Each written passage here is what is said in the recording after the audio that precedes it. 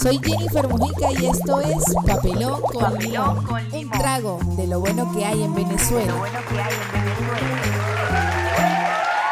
Bienvenidos todos y todas una vez más a un nuevo episodio de Papelón con Limón, un trago de lo bueno que hay en Venezuela.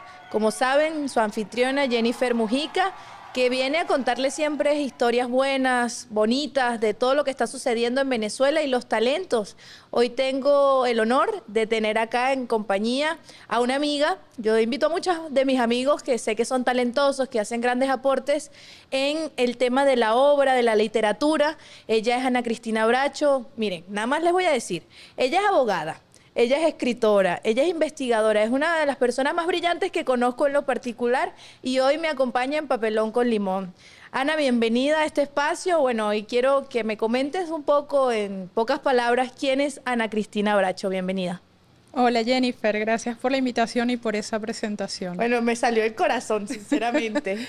Mira Jennifer, yo nací en Maracaibo y eso siempre para nosotros es central.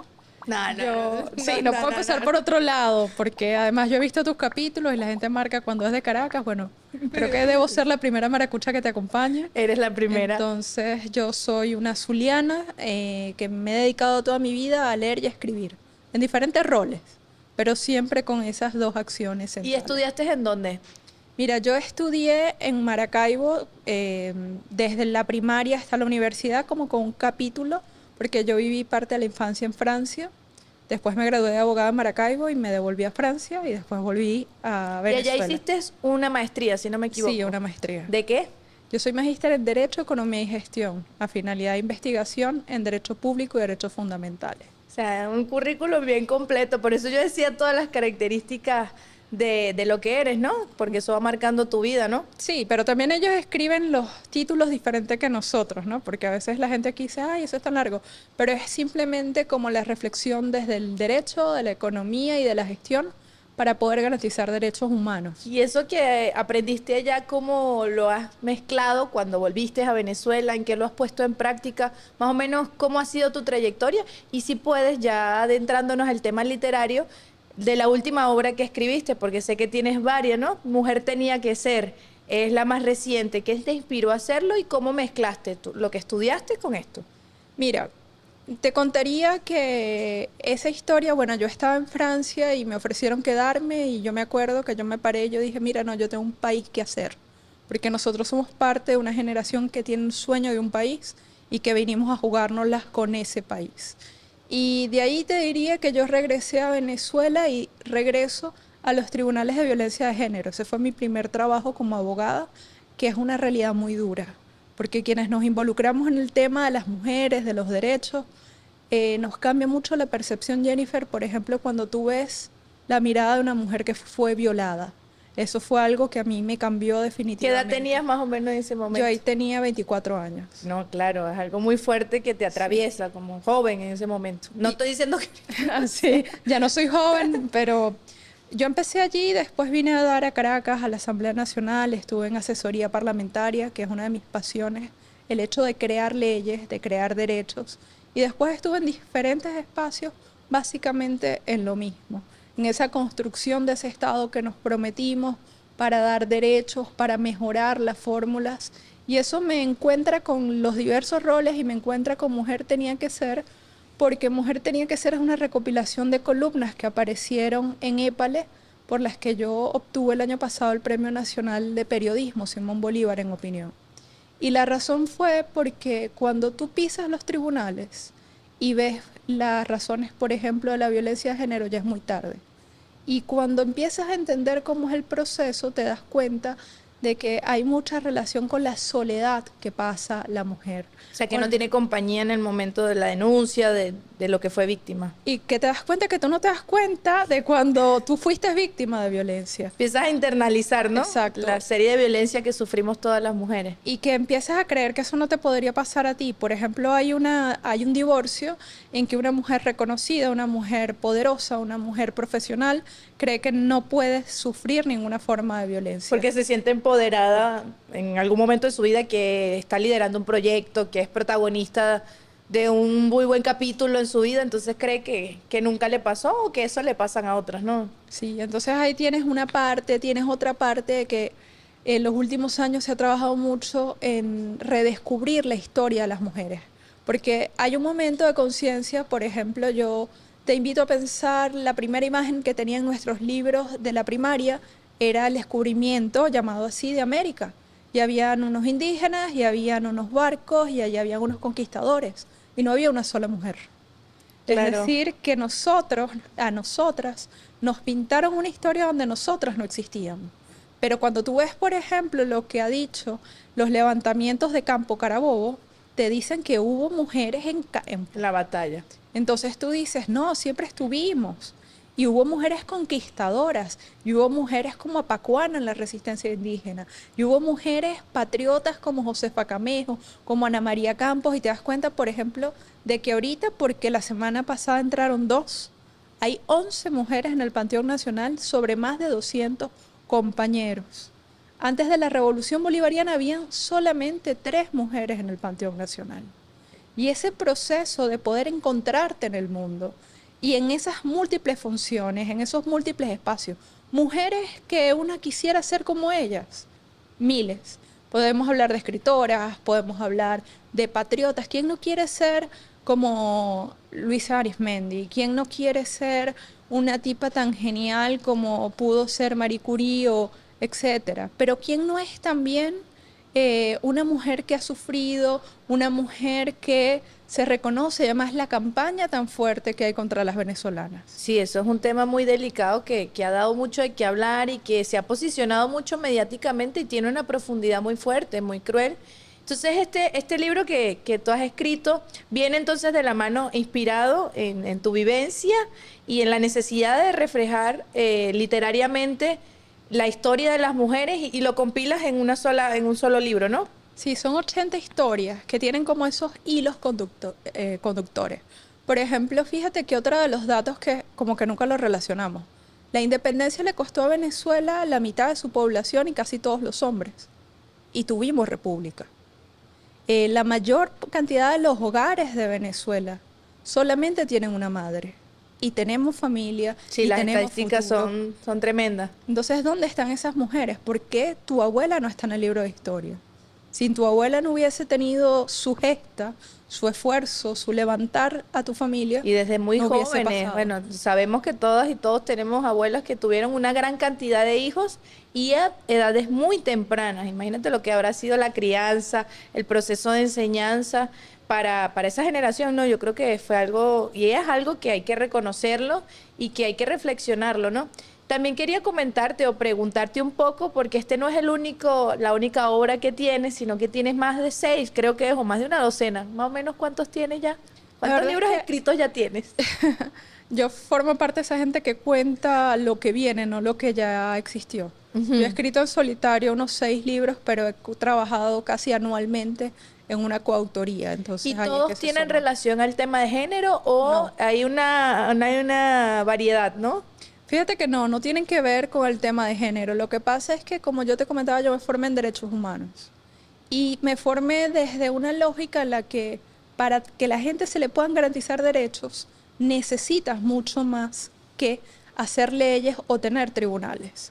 Por ejemplo, entre las personas que yo más admiro está una abogada francesa que es Gisèle Halimi, que decía hay que aprender a ganar derechos ya sea en tribunales o en la prensa o en la literatura, porque las estructuras de dominación y liberación se hacen allí. Entonces yo he escrito textos jurídicos, yo he escrito también, bueno, el año pasado fue muy movido con un texto sobre el 23 de febrero, la batalla que evitó la guerra, que fue una recopilación de testimonios y de análisis de lo que significó ese año 2019 y en específico ese momento, el 23 de febrero. Un punto crucial para la historia de la no intervención de otro país, que había toda una planificación con nosotros. Y fíjate, como lo mencionaba al inicio, y perdón que te tire tantas flores, pero uno tiene que reconocer cuando hay mucho esfuerzo, cuando hay mucha dedicación para mostrar y para visibilizar lo que sucede en nuestra historia y para mostrar lo que quiere, lo que tiene y lo que ofrece Venezuela. En tus diferentes roles, ya me mencionaste un poco que trabajaste en tribunales, que estuviste en la asamblea. ¿Cómo relacionas todas estas facetas de tu vida y cómo la englobas en el día a día? ¿Cómo las llevas adelante? ¿Y qué es lo que más te apasiona? Si pudieras decirme, bueno, a mí me apasiona más el tema de derechos humanos o todo junto al mismo tiempo. Yo creo que a mí me apasiona tener país. Y a partir de tener país y poder ayudar a que ese país se van englobando, ¿no? Yo toda la vida he hecho 3 cosas en simultáneo. Yo siempre he estudiado, yo siempre he dado clases, yo doy clases desde la universidad. Yo daba clases de francés cuando tenía 16 años. Y siempre he tenido un trabajo central. Y creo que ese es como el centro, porque yo te contaba antes que yo viví de niña en Francia y una de las escenas que a mí más me marcó fue que había un niño que fue deportado. Yo conocí que era una deportación de un extranjero a esa edad, a los 9, 10 años. Y ahí yo entendí que nosotros, desde los países del sur, tenemos que defender el derecho a tener países, a querer vivir aquí. Y eso me ha involucrado con la música, me ha involucrado con la literatura, obviamente con las ciencias jurídicas que están muy enmarcados en ese ejercicio de trabajar para la comprensión. Yo siempre he hablado porque era algo que a mí me marcaba. Yo sentía falta una alfabetización jurídica. Aquí, por ejemplo, tenemos tantas leyes que hemos hecho y que la gente en su mayoría no las conoce y si las intenta leer no las entiende. Y si tú no entiendes tus derechos, no los vas a poder ejercer. Y hay que explicarlos de todas las maneras, en la música, en la literatura, en la política, y creo que ahí es como se fueron tejiendo todas esas actividades. Y no solo conocer cuáles son estos derechos, sino también ante ser víctima de que, bueno, que se viole alguno de ellos, saber a dónde denunciar, cómo agruparte, cómo reivindicar para que se cumpla los derechos. Si tú pudieras mencionar, ya que estamos hablando del derecho, alguna de las leyes más importantes en las cuales participaste en la asesoría parlamentaria, que recuerdes, que te venga, y alguna anécdota, ¿no?, que te venga de ese proceso de asesoría, de legislación, ¿cuáles pudieras aportarnos? Ya que, bueno, estamos en ANTV, ¿no?, y creo que es pertinente. Creo que eso no te lo puedo contestar así porque la mayoría de esos roles están enmarcados en algunas confidencias, pero sí te puedo contar que en el 2007, cuando se construyó popularmente la Ley Orgánica sobre el Derecho a las Mujeres a una Vida Libre de Violencia, que yo estudiaba Derecho, yo me involucré entre quienes estaban en la construcción y en el movimiento, no solamente de esa ley, porque esa ley no es solamente un instrumento, sino un paradigma de que todas las mujeres deben ser amparadas de cualquier forma de violencia. Esa fue una de las que más te marcó. Sí. Y que bueno, que me imagino que ha sido fuente de inspiración, ¿no?, para estas obras posteriores. Ana, nosotros acá solemos hablar y comentar del rincón positivo de Venezuela y sus rincones positivos. Yo quisiera que me mencionaras en los últimos tiempos, en esta fase más literaria de Ana, ¿qué le ha marcado de nuestro país? ¿Qué experiencias? Nosotros venimos de un proceso político bien complejo en el país desde más o menos 2015, pero profundizado en el 2019, pero han existido experiencias propias de Venezuela que uno a veces recorriendo el país se da cuenta. ¿Qué te ha marcado de los últimos tiempos de Venezuela? ¿Algún rincón, alguna experiencia en concreto que te haya marcado en nuestro país? Fíjate, yo creo que a mí me ha marcado la defensa, la alegría a los venezolanos y la constancia en el trabajo. Porque, por ejemplo, cuando tú te echas atrás al 2016, 2017, que fueron años tan difíciles y estás al borde del amanecer en los Andes venezolanos, tú vas a ver cómo los campesinos salían a trabajar la tierra. Y era el borde de la madrugada en Caracas y la gente salía a trabajar en la ciudad. Eso es algo que a mí me ha marcado y yo creo que yo estoy profundamente enamorada de estos paisajes, siempre marcados en los puntos que te hicieron ser, ¿no? Hay quienes se burlan un poco porque dicen, ¿tú eres zuliana o eres falconiana?, ¿no? Y yo siempre contesto, yo creo en el gran estado Falcon-Zulia, que algún momento existió, porque hay una falcozulianidad que llevamos que los une. Sí, que es ese paisaje del agua, del verde, de la resistencia que tienen matas como el Cardón. Yo creo que esas imágenes que te demuestran cómo en permanencia nos sabemos poner de pie, me marcan mucho. Y algún rincón en específico, un territorio, no me vengas a decir que el Zulia, por favor, Pero me imagino que sí, porque que te marque, que te recuerde, que te inspire, que tú digas, cuando yo estoy ahí me inspiro más, por ejemplo, para escribir, que me siento en un espacio y me siento a gusto, ¿cuál dirías que sería? Bueno, dado que me has vetado decirte que es Maracaibo, yo creo que serían las playas de Falcón. Yo creo que sería sin duda ¿Alguna en específica? Adícora, sería Adícora. Adícora es una playa muy bella y esa brisa que pega ya es muy, muy, muy linda. Y dentro de esa misma experiencia, siempre hablamos también acá en el programa del momento papelón.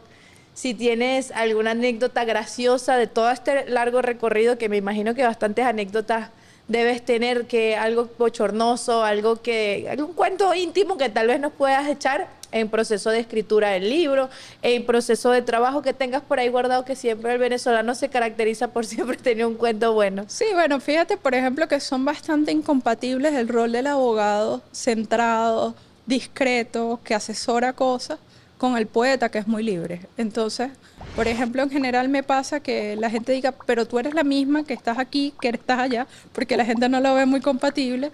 O la primera vez que yo presenté un poemario, que era un poemario muy íntimo, como la mayor parte de las latinoamericanas nos iniciamos en la poesía.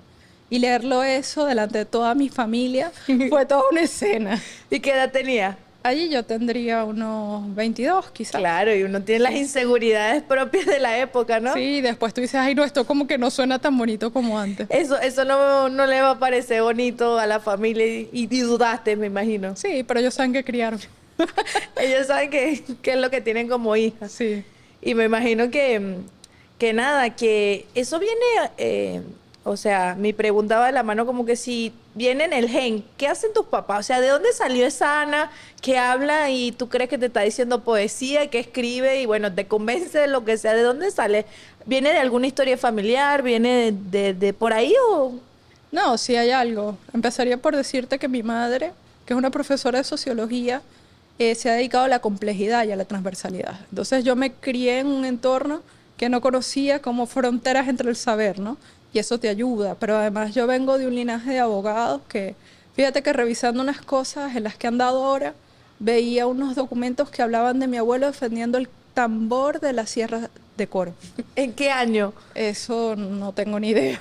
Claro, hace Pero, muchos años. y en estos años yo he estado como en el mundo de apoyar nuestra cultura popular y tú dices, no, mira, si hay algo allí de genético y que todo el mundo me relaciona con mi padre, que además de ser abogado era profesor de Derecho Constitucional como en algún horario. Nosotras soy yo. hablamos de ti en el capítulo anterior porque tenemos muchos amigos en común. Ana, ¿y cómo te ves en los próximos años? ¿En qué se ve Ana? ¿Qué se proyecta? ¿Cómo se imagina? ¿Aportando desde qué lado? Mira, pero yo me veo haciendo lo mismo que he hecho toda mi vida, porque al final, como te decía, yo soy una persona que me he dedicado a leer, a escribir y en la medida en la que yo pueda ser útil a ayudar. Y ayudar a un sueño que es este país, no es otro. Así que me veo en lo mismo. ¿Y qué ves tú, qué percibes? A mí me encanta hacer esta pregunta que es medio polémica porque sabes que los abuelos tal vez nos interpretan de una manera, los padres de otro, nosotros ya las nuevas generaciones la estamos viendo desde otro lado. Y cómo transmitir estos mensajes de la educación, de la necesidad de investigar, de estudiar a las nuevas generaciones. ¿Cómo te lo planteas tú? Porque últimamente sabemos que el fenómeno de las redes sociales, bueno, hay una cantidad de información y una agilidad con que se maneja todo y tal vez hay como un poco de lejanía hacia el libro, hacia la poesía, hacia la literatura. ¿Cómo inspirar a las nuevas personas, a las nuevas generaciones Yo creo que lo que se primero... vayan por esta vida de que es la vida que te va a abrir la mente? Porque la verdad yo creo que siempre investigar, que eso lo que hace es darte un panorama más amplio del mundo. Yo creo que tienes que pasar por mostrarle a la gente la belleza que hay dentro de esos mundos, ¿no? Porque creo que menospreciamos mucho. Decimos, bueno, a la gente no le gusta, a los jóvenes no quieren saber de esto, pero también es que nuestras campañas para que lo conozcan son muy pobres.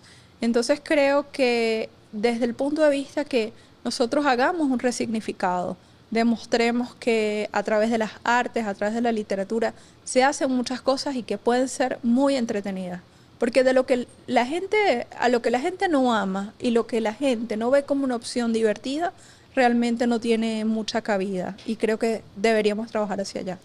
Y recientemente estuve leyendo, también uno se la pasa revisando en qué andan los debates sociales, algunos estudios que nos hablan sobre las nuevas generaciones y la tendencia, ¿no?, de que los hombres, tal vez jóvenes, se fueran más hacia lo conservador y en cambio las mujeres sí están avanzando más en reinterpretar, en aprender, en conocer temas como por ejemplo de su reivindicación como mujer, que tal vez tengan más tendencia a inclinarse hacia una concepción del mundo más progresista, más tirada como se conoce normalmente hacia la izquierda. ¿Tú crees que haya una campaña internacional y nacional hacia que apunte, ¿no?, a lo conservador, al no aprendizaje, al retroceso? ¿Cómo confrontar esto? ¿Cómo lo verías tú de cómo confrontarlo? Bueno, nosotros estamos en un momento que muchos ya dicen que es una crisis civilizatoria. O sea, nosotros estamos ante una ruptura de la fe en los paradigmas convencionales, estamos ante un desafío nuevo, como es el cambio climático, la emergencia de las nuevas tecnologías, las nuevas maneras de interrelacionarnos, y eso nos lleva a que en primer lugar no todo está escrito. Segundo, hay quienes hacen paralelismos con las épocas de los años 30 al siglo XX con sus grandes crisis, ¿no? Entonces ahí tenemos por un lado que entender que estamos en esa gran crisis en términos gramscianos y estamos viendo unos monstruos que realmente son comiquitas de monstruos. Y que luego yo creo que tú tienes que ver que no hay un proceso en el que se confieran derechos que no tenga viudos del privilegio. Y nosotros tenemos, por ejemplo, que los procesos de liberación de América Latina tienen viudos del privilegio en la repartición de la riqueza mundial, porque hay un orden que está decadente, tenemos un Estados Unidos en recesión, tenemos una Europa en sumisión a Estados Unidos y en recesión, pero eso va generando pues ese caldo de un nuevo momento. Y en el tema de las mujeres y hombres, yo creo que allí hay que profundizar, porque en la medida que las mujeres avanzaron a los derechos, también avanzaron las nuevas formas de ir en contra de los movimientos de derechos de las mujeres, que hablan que ya no son necesarios, que son excesivos, que hay una discriminación contra los hombres, y todo esto está en un caldo que solamente vamos a poder combatir si logramos hacer una comunicación esperanzadora, profunda y que no se quede en los titulares, porque también lo que tenemos son estridencias en los titulares, estridencias en las microcápsulas de información que tenemos que interaccionan con los sentimientos y no con la razón.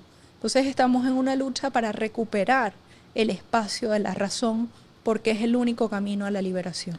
Para poder recuperar el espacio de la razón, yo te he visto que has tenido un gran trabajo en las redes sociales, estás haciendo unos seriados. Yo quiero que también nos comentes un poco de cómo has mezclado, ¿no?, todo este aprendizaje y este recorrido y lo estás poniendo o lo estás colocando. Estás haciendo ya una puesta en escena en el tema virtual, ¿no?, en las redes sociales. Cuéntame cómo ha sido esta experiencia, desde cuándo la llevas y cómo la ves hacia adelante, qué hay por delante por ahí. Bueno, lo primero que te diría es que a veces hay que dejarse convencer, ¿no? Porque yo no estaba convencida de esos formatos. A salir en televisión, sí, a salir en redes sociales. Pero bueno, nada, ha sido un camino bien interesante. ¿Desde qué año lo estás haciendo? Mira, lo que pasa es que yo siempre he sido muy activa, sobre todo en Twitter, ¿no? Yo llegué Eres una tuitera por sí, ahora es ex, perdón. Exacto, en ex. Yo llegué a llevar tan intenso el mundo del antiguo Twitter que llegué a borrarlo, porque llega un momento en el que caes en el debate también. Sí, sí.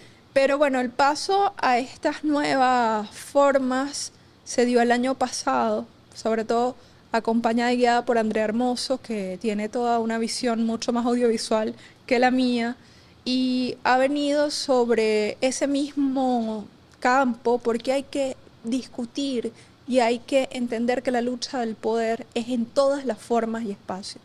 Nosotros tenemos hoy en día fenómenos de revoluciones de colores, de invasiones que hubiese dicho Briceñora Gorri sin lanzar un solo misil, porque te convencen primero que no tienes ni país. Entonces es simplemente entender que así como hubo un momento en el que hubo una proliferación de la imprenta para poder hacer la independencia en Venezuela, pues nosotros vamos ahora, desde ese Miranda que se trae a la imprenta, bueno, ahora nosotros vamos caminando con los nuevos equipos a la misma tarea. Y en la misma tarea que es además muy clara, porque es el programa de nuestra Constitución del Estado democrático, inclusivo y multicultural. En esta experiencia digital que has tenido la oportunidad de estar creando contenido, enviando mensajes, me imagino que has conocido talentos, que has conocido mujeres innovadoras, que has conocido grandes cosas. ¿Nos pudieras comentar un poco qué ha sido lo que más te ha sorprendido, qué te ha gustado, que quisieras mencionar? Yo me acuerdo que en estos días vi uno con unas mujeres científicas, si no me equivoco. ¿Qué tal ha sido esta experiencia y qué has descubierto en este proceso de construcción de contenido en las redes sociales? Fíjate, la primera cosa es aprender a respetar oficios, ¿no? Y de hecho, me agrada decirlo aquí, que detrás de cámara hay tanta gente que se dedica a esto, porque empiezas a entender que esto es un arte, que hay mucho trabajo, hay mucha gente, hay maquilladores, hay gente que hace iluminación, hay postproducción. Y en primer lugar es descubrir ese mundo, ¿no? Y respetarlo y quererlo. Aquí todos te están viendo con cara de, ay, qué bien, al final alguien se acuerda de nosotros. Pero más allá de eso, fíjate que la línea ha sido quizás como lo que tú también estás haciendo en este espacio. Mostrar, por ejemplo, que la mayoría de quienes están en un laboratorio en Venezuela son mujeres. Mostrar que se está haciendo ciencia en Venezuela. Mostrar que cuando te comes un pedazo de chocolate, ese chocolate tuvo un proceso científico que fue de mujeres. Es realmente fascinante. Pero también ir mostrando un lado más amable de nuestras ciudades. Porque hay una campaña que nos dice, bueno, que Venezuela es un país del que merece la pena irse, y se te olvida tu propio espacio natural, la riqueza histórica, cultural, patrimonial, incluso de paisaje, que tiene nada más Caracas para ti. Gracias. Es realmente fascinante, ¿no? Entonces, creo que al final es entender que es otra herramienta, y es entender que todas están conectadas en la verdadera Venezuela. Y esa verdadera Venezuela es una de gente trabajadora, de gente que, bueno, si no tenemos la iluminación, agarra una hoja para que la cosa salga bien, porque eso somos. Eso somos, y nos reinventamos y siempre estamos en el famoso, bueno, echamos para adelante, sea como sea. O sea, que hay alguna manera en que se pueda llevar todo adelante. Bueno, Ana, ha sido como un largo recorrido, ¿no? Dentro de tu trayectoria, dentro de tu trabajo, dentro de lo que estás haciendo ahora. ¿Cómo ves a Venezuela? ¿Cómo visualizas a Venezuela en los próximos años? O sea, a corto plazo, ¿cómo la ves? Mira, a mí me emociona mucho que se vuelva a hablar en positivo de Venezuela. Yo de verdad tengo una gran ilusión con el proceso del retorno, de ese nuevo encuentro, de esa mejoría, porque creo que hemos aprendido. O sea, esta Venezuela ha aprendido que no todos los tiempos son de bonanzas, pero que hay que echar para adelante. Venezuela ha aprendido cuando le ha tocado salir, aparte de nuestros compatriotas, que los otros países no tienen las noblezas que nosotros tenemos. ¿Y qué veo yo? Yo creo que vienen buenos tiempos porque por ellos están pujando buenas personas. Y estamos pujando muchas y muchos y haciendo todos desde su espacio, aportando con granito de arena. Bueno, Ana, yo quiero que por favor comentes tus redes sociales, que nos digas por dónde seguir, por dónde leerte, hasta tu ex, ya que te la pasas por ahí mucho investigando y escribiendo. Siempre va a ser @anicrisbracho. Estoy en Épale todos los jueves y estoy regresando al Correo del Orinoco. ¿Qué días? Mira, el Correo del Orinoco, como estoy volviendo, el día todavía no está fijo. Y en Épale todos los jueves. Todos los jueves, y ahora en la página de Épale. Épale, bueno, te encargo a ti de despedir el papelón con limón el día de hoy. ¿Qué tal? No. Por favor, dame el honor de que sigan viendo los episodios, sí. Y que vean este también. ¿Por qué no? Sí. Les invito a que sigan acompañando a Jennifer Mujica a conocer todas estas cosas de ese trago bueno de Venezuela en su espacio Papelón con Limón. Muchas gracias. Nos vemos en el próximo episodio. Gracias, Ana.